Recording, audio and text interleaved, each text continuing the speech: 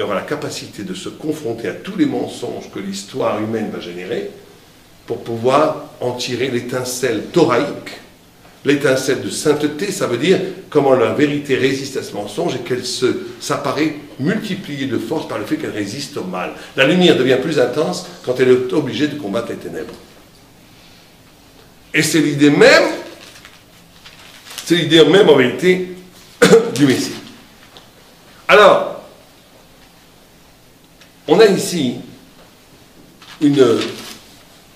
cette notion du Messie, elle est liée bien entendu au temps. אז התשובה היא שאמרנו בזמן שאומרים ברוך שם כבוד מלכותו לעולם ועד צריך 3 כוונות. כוונה 1 שהמשיח יבוא, ציפית למשיח. 2 מסירות נפש. 3 שצריך לחסל בעזרת השם, להשמיד עמלק. זאת אומרת שיעקב חשב בהווה בינה, הוא חשב שאם אנחנו כולם ביחד, המשיח יכול להתגלות, הוא הבין שלא. שכדי שהמשיח יתגלה צריך לנצח את עמלק. מה זאת אומרת לנצח את עמלק? זאת אומרת שהאמת, כדי שהאמת שהיא מושלמת, היא צריכה לא רק לומר את עצמה. האמת בשמיים היא רק אומרת את עצמה. האמת שמתמודדת עם השקר אומרת את עצמה ומוסיפה על האמת עצמה אופק חדש מאוד בזה שהיא מנצח את השקר. והניצחון על השקר מגלה פנים לאמת שהאמת לא יכול להגיד בלי הניצחון.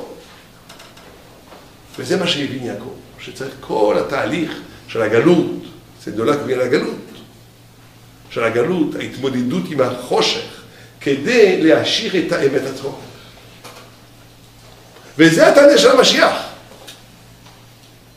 Et donc il y a, dans cette notion du temps, vous savez que dans la Torah, il y a combien de temps? Combien de mots, combien de vocables pour exprimer le temps? Il n'y en a pas un, il y en a plein. Il y en a au moins 7. Il y a Zman, Et, Ma'alach, il y en a beaucoup. Et ça correspond à la Magen David. Il y a le premier temps, le temps universel, qui correspond à la barre de la Magen David ici.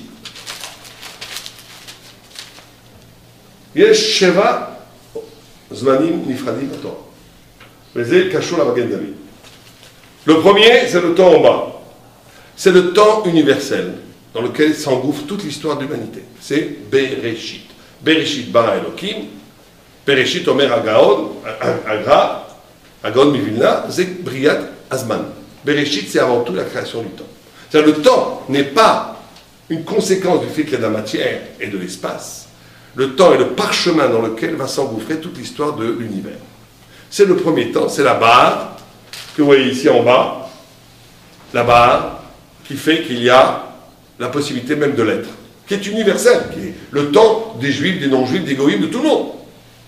C'est le temps dans lequel va s'engouffrer toute l'histoire de l'univers, de l'humanité, et de l'univers, et aussi de l'humanité, avec le temps des 4 nations, on en avait parlé je crois la dernière fois, le temps de Babylone, la grande civilisation de Babylone, le temps de Perse, le temps grec et le temps romain et le temps Édom occidental jusqu'à aujourd'hui. C'est toute l'histoire de l'humanité.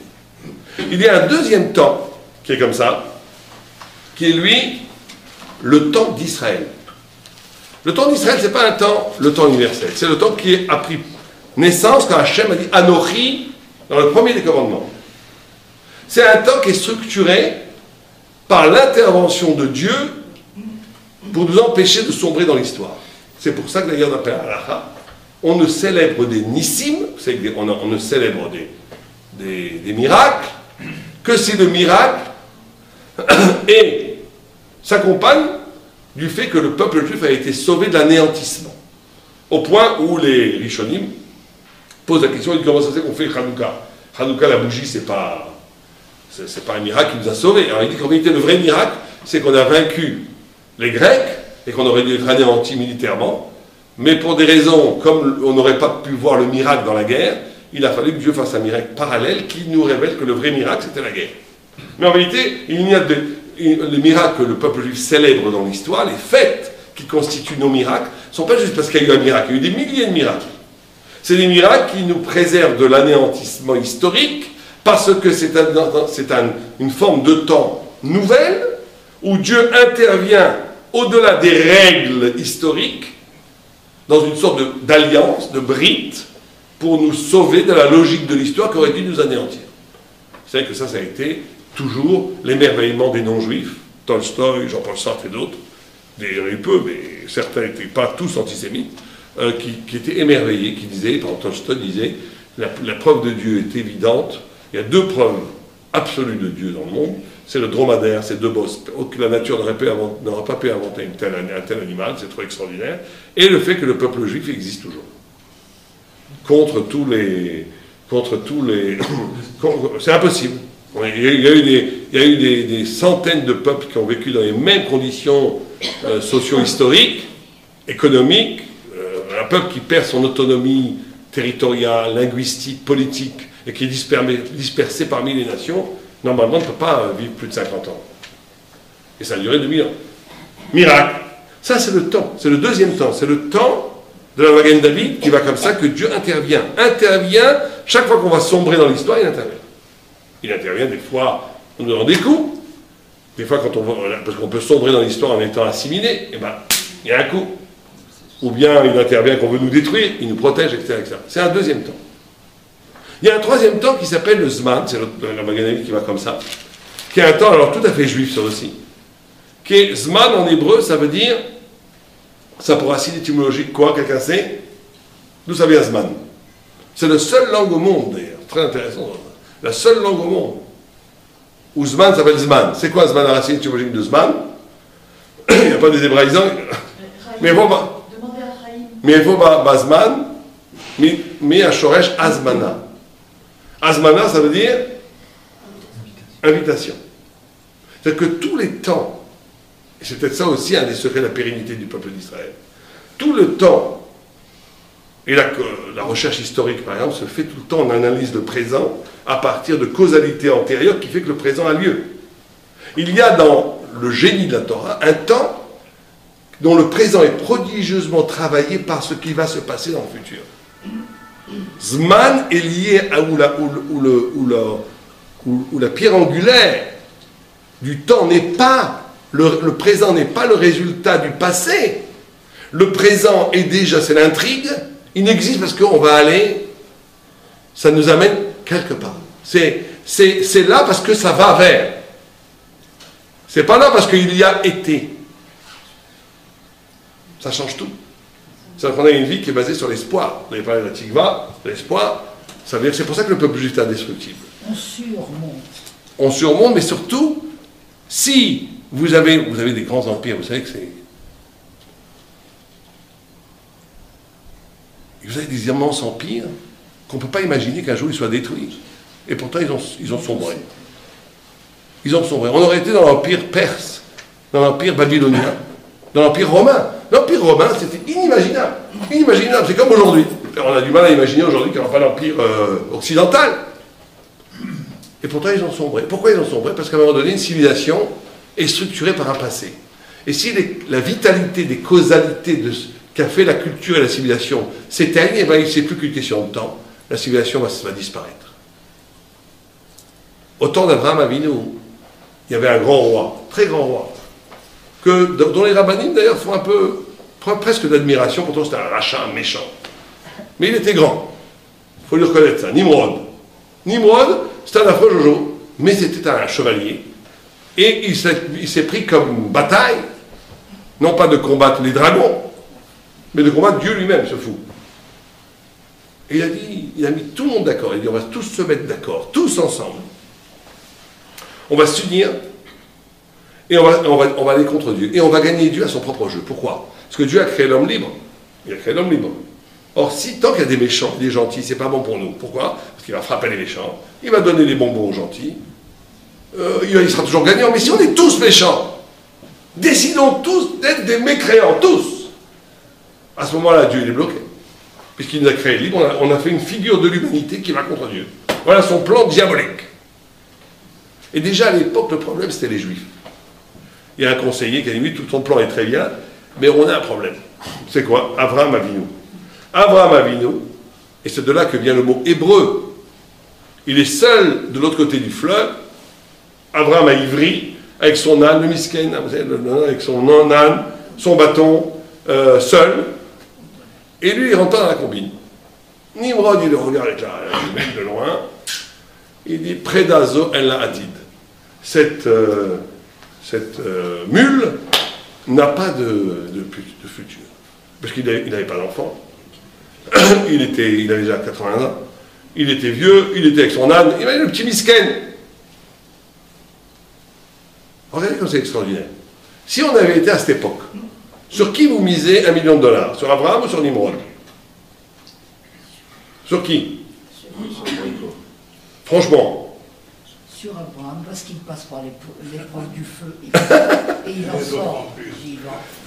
Sur qui on aurait misé? Franchement. On aurait misé sur, je vous promets que vous aurez misé sur Nimrod. Non. Bon, vous non, parce que vous avez une grande année. Mais on va dire que quelqu'un de normal, quelqu'un qui n'est pas à votre niveau spirituel, il mise sur Nimrod. Parce que Nimrod, c'est tout. C'est les banques, c'est l'armée, c'est tout le système de la banque, c'est tout le système politique, c'est tout le système. C'est tout. Et t'as un petit juif avec son tu rigoles ou quoi? Même pas un copec. Or, 3000 ans plus tard, qu'est-ce qui reste de Nimrod? Qu'est-ce qui reste de Nimrod? Le souvenir. Que ce que nous, on en dit. À travers nous. Et qu'est-ce qui reste d'Abraham? D'Abraham, il reste tout. Blanc. Tout. Abraham, c'est nous d'abord, mais c'est aussi tout de la chrétienté. C'est 1,2 milliard, c'est toute la culture chrétienne, elle vient d'Abraham. Tout l'islam, qui a dommage, mais bon, tout l'islam, il y a aussi une fonction. Tout l'islam vient d'Abraham. Et même le brahmisme, qui est à l'Extrême-Orient, vient de Abraham. L'islam et la chrétienté, c'est avéré, mais scientifiquement. Mais le brahmisme aussi, Abraham, brahmisme, Sarai, Sarah, c'est les cadeaux, ces 6 enfants qu'il a envoyés vers l'Est. Il a donné des cadeaux, et Rachid dit ces quels cadeaux? C'était la religion négative, les Shem Touma, ça veut dire tout l'hindouisme, le brahmisme. Donc tout vient d'Abraham. Parce qu'il y a 2 sortes d'universels. Il y a un universel en extension, Internet, la politique, la force, l'argent, c'est bien, mais ça n'a aucune valeur. C'est des cartes, c'est un château de cartes qui peut s'écrouler. Sa force est apparente. Et il y a un universel en intensité, c'est la force du tzaddik, qui lui, il est universel parce qu'il possède le secret de chacun d'entre nous. Parce que la Torah dit le secret de chaque chose. Et ça, c'est immortel. Ça, c'est le Zman, qui est le futur. C'est quelqu'un qui n'est pas conditionné par la puissance de l'instant. Il est conditionné, il n'est même pas conditionné, il est lié au sens ultime des choses vers quoi elles vont. Et il peut dire le secret de chaque chose. Et lui, c'est l'universel en intensité, et ça, c'est indestructible. Et si le peuple juif est vivant jusqu'à aujourd'hui, c'est pas qu'on n'est pas Superman. C'est parce qu'il est lié à ce système du temps, de l'espoir, du temps qui est que la promesse messianique agit déjà prodigieusement aujourd'hui et me rend indestructible puisque je suis lié à quelque chose qui n'a pas encore eu lieu. Si toute ma structure est liée à ce qu'il y a eu, ça peut s'éteindre du jour au lendemain et après ça n'existe plus. Et ça, c'est le temps du Zman. אז אנחנו אומרים שיש כמה אופנים של הזמן. יש את הזמן הכללי, שזה בראשית, שנכלל בתוך כל ההיסטוריה של כל האנושות, של כל היקום. זה במגן דוד, זה. יש את השני, שאיך הקדוש ברוך הוא נכנס בתוך ההיסטוריה כדי להציל עם ישראל, מהתבוללות, מהשמדה. זה הזמן של אנוכי. יש את הזמן שזה, שהזמן שאיך וזה מעניין מאוד שאין שום שפה בעולם שהזמן הוא קשור למושג של ההזמנה. הזמן של היהדות זה הזמן שמזמין אותך לעתיד. זאת אומרת שהאבן היסוד של הזמן היהודי הוא לא העבר, הוא העתיד. הוא העתיד. זאת אומרת ההווה הוא תהליך שהולך למקום שמראש היה מוכן כדי שתלך שם, וזה משנה את ההווה באופן רדיקלי, באופן מוחלט. וזה המשיח. זאת אומרת, המשיח מהיום כבר משפיע. Et bien entendu, ça a beaucoup de résonance, on ne peut pas parler de tout. C'est une façon d'exister où je n'ai pas besoin que les choses existent pour qu'elles existent déjà. C'est la notion de Shakai. Abraham Avinu, un des noms de Dieu c'est Shakai. En réalité, je ne dis pas le nom pour ne pas le dire, c'est Dai. C'est que la promesse est suffisamment forte pour qu'elle existe déjà. Abraham Avinu, il vivait avec la promesse. Mais cette promesse, ce n'est pas une promesse future, c'est l'anticipation du temps. Le peuple juif a une force extraordinaire avec le temps, c'est qu'il peut se balader dans le temps. Il peut anticiper le temps messianique, c'est ce qu'on fait quand on vit les Yom Tov. Il peut anticiper le Olam Haba, c'est ce qu'on fait quand on vit le Shabbat. Il peut réactualiser la création du monde, c'est ce qu'on fait quand on fait Shabbat, etc., etc.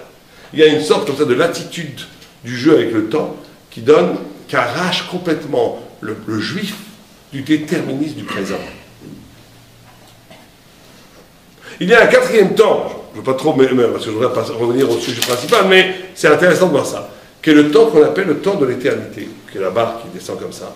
C'est un moment en même temps éternel, un moment momentané. Je ne sais pas si vous avez vécu ça dans votre vie, où c'est un moment donné, où c'est en même temps complètement inscrit dans la vie, mais c'est un moment où je sens que toute mon existence se résume à ce moment. Quand on sort un livre de Torah, quand on comprend un chidouche extraordinaire, quand on marie peut-être ses enfants aussi, on sent que ce que je fais là a une dimension d'éternité.